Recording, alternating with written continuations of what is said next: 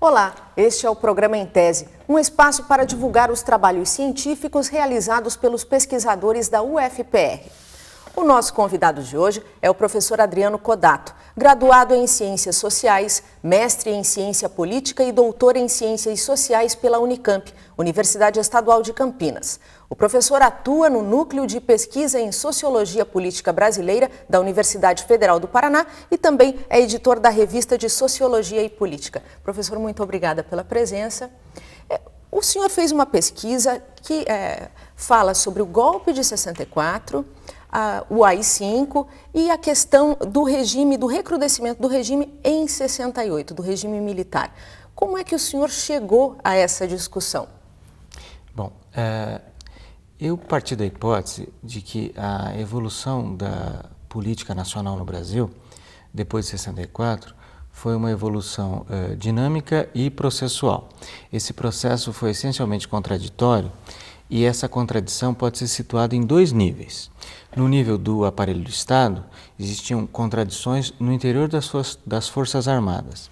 No nível da sociedade civil, existiam contradições entre os vários setores de oposição.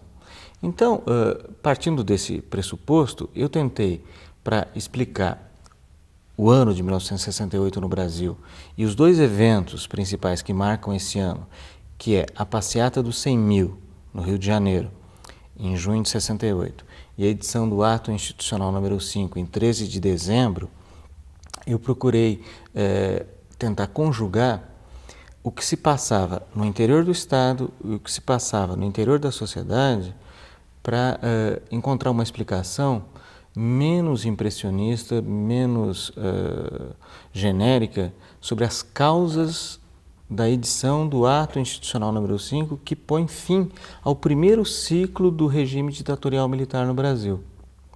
Por quê? Porque a minha hipótese geral é que 1964 só se realiza plenamente em 1968. Isso significa basicamente o seguinte: o golpe de 64 não instaura de uma vez só um regime político ditatorial militar. O golpe de 64 é mais resultado de um autoritarismo de crise, quer dizer, de uma resposta das Forças Armadas às tendências populistas da política nacional, do que resultado de um projeto militar de tomada e exercício do poder.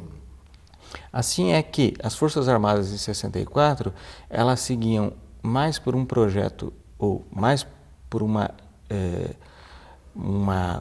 disposição anti do que pró.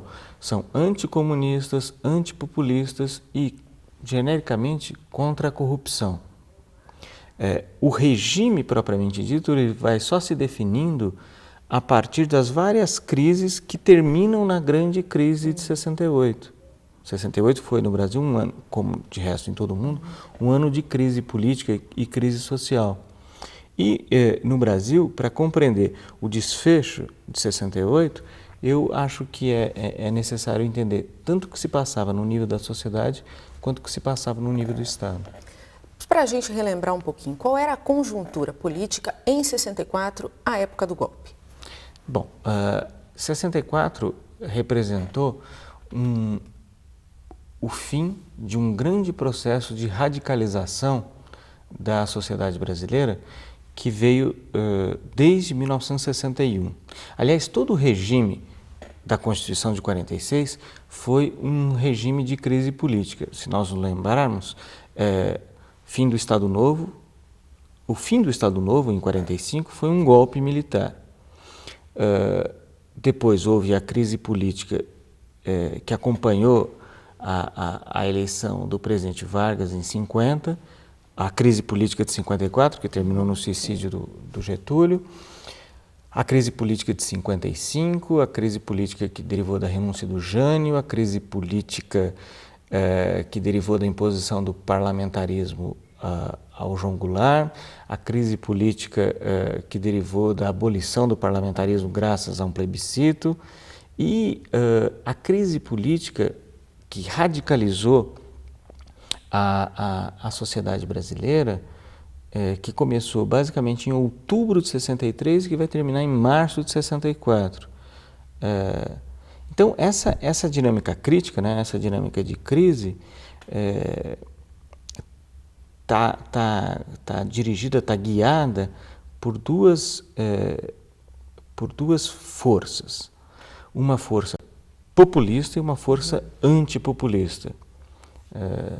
Então, eu acho que nós temos que compreender 64 menos como um golpe conspiratório e mais como o final de um processo de crise, crises essas sempre administradas pelas cúpulas das Forças Armadas, graças à pressão dos políticos liberais brasileiros, menos como um evento conspiratório, mas como o final de um processo que começa com a derrubada do Estado Novo. Dentro das Forças Armadas, o senhor coloca que existiam grupos, existiam tendências, facções diferentes. Como era o embate dessas facções? Então, também é preciso olhar, quando a gente olha para o panorama militar no Brasil no pós-64, a interpretação usual identifica duas grandes correntes, uma corrente liberal e uma corrente radical, ou uma corrente moderada e outra corrente apelidada de linha dura. Uma corrente que se une em torno do Marechal Castelo Branco, outra corrente que se une em torno do Marechal Costa e Silva. Na verdade, essa interpretação é uma interpretação superficial e simplista do que se passa nas Forças Armadas. Bom, em primeiro lugar, é preciso se lembrar que o governo militar, isto é, o governo nacional controlado pelas Forças Armadas, não é controlado por um aparelho homogêneo. As Forças Armadas têm várias divisões internas, várias divisões que correspondem às suas correntes políticas, ideológicas, militares e assim por diante. Essas correntes, elas se diferenciam basicamente em torno de duas questões. Qual é a natureza da revolução, era assim que eles chamavam o golpe de 64, qual é a natureza da revolução e quais são os objetivos da revolução. Bom, nesse sentido, há quatro correntes principais no interior das Forças Armadas. A corrente castelista, a linha dura, a corrente reunida em torno do general Albuquerque Lima e uma corrente palaciana, que era uma corrente que se organizava em torno dos presidentes. A corrente castelista e a palaciana são diferentes. Então, a partir dessa dinâmica contraditória, que opõe quatro correntes das Forças Armadas em torno da natureza e dos objetivos da Revolução de 64, é que se deve compreender o panorama militar e as relações, tanto internas às subcorrentes das Forças Armadas, quanto as relações entre as Forças Armadas e a sociedade civil. Nós vamos a um rápido intervalo e o Em Tese volta daqui a pouquinho.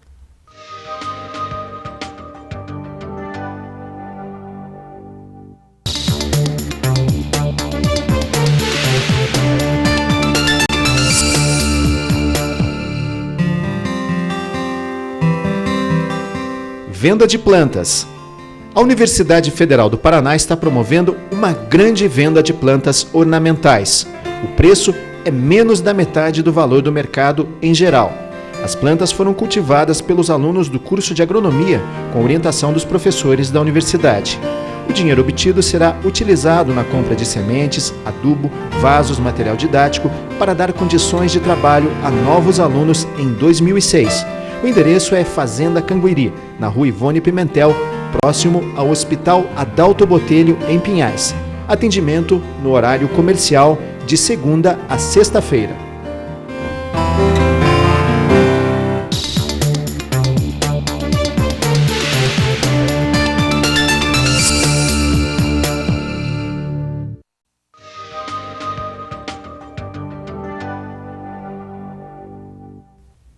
O Em Tese está de volta conversando com o professor Adriano Kodato.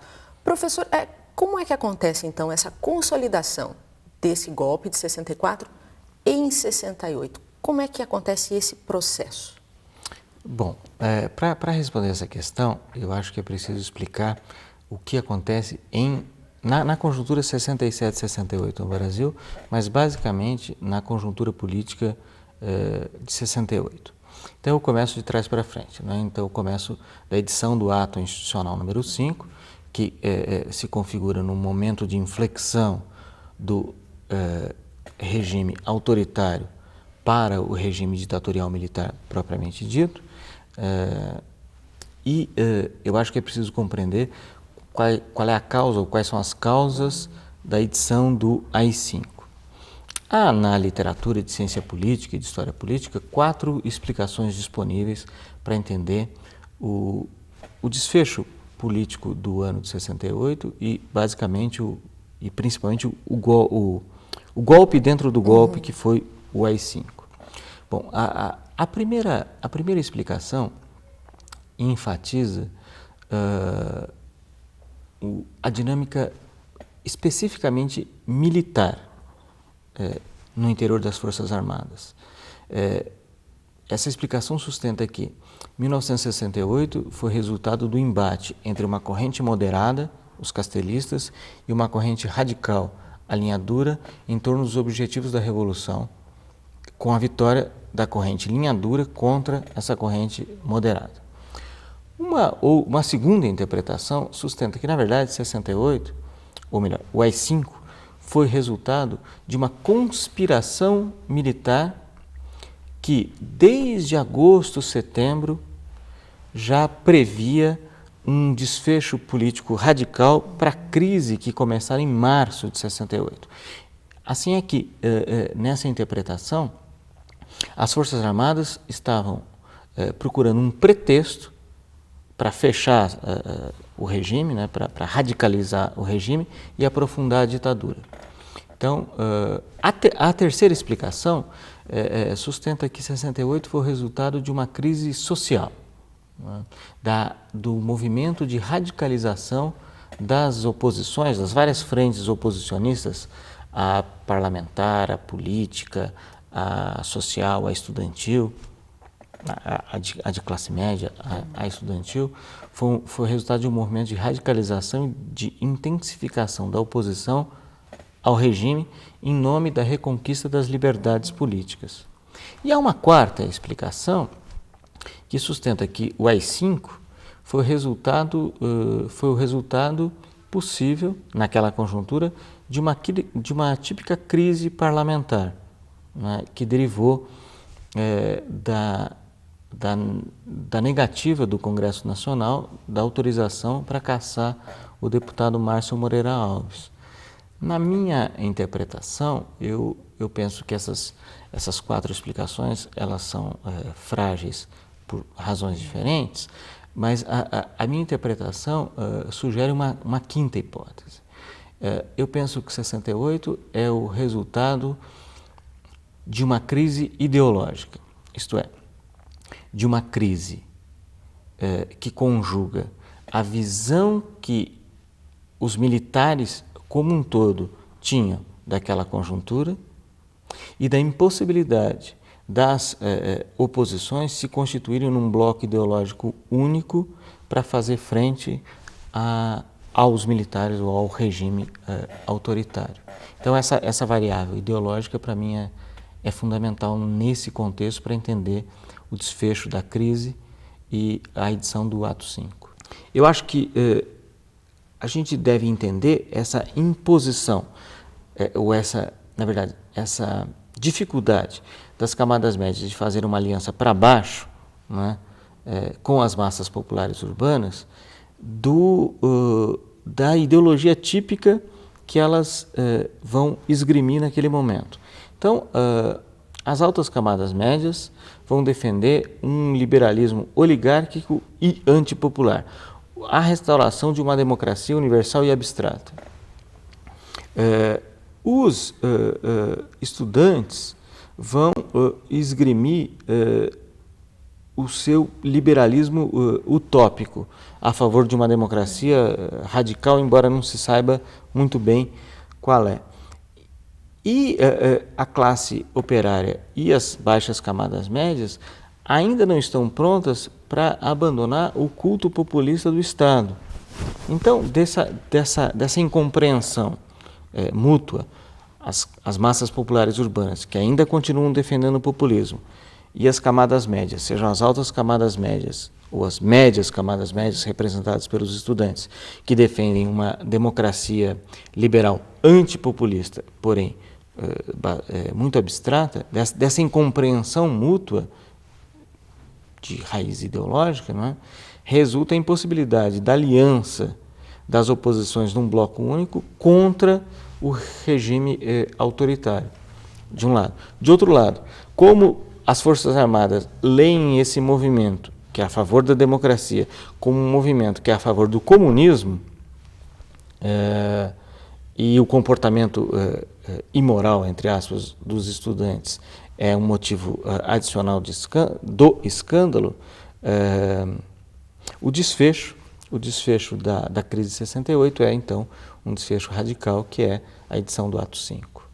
Professor, para quem quiser ter acesso a esse artigo do senhor e se aprofundar nesse assunto, qual o caminho?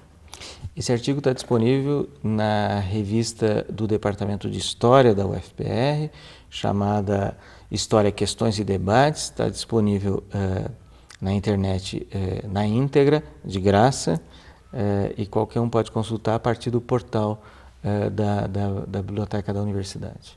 Professor, muito obrigada pela sua presença aqui no Em Tese. Eu que agradeço. E o Em Tese termina aqui.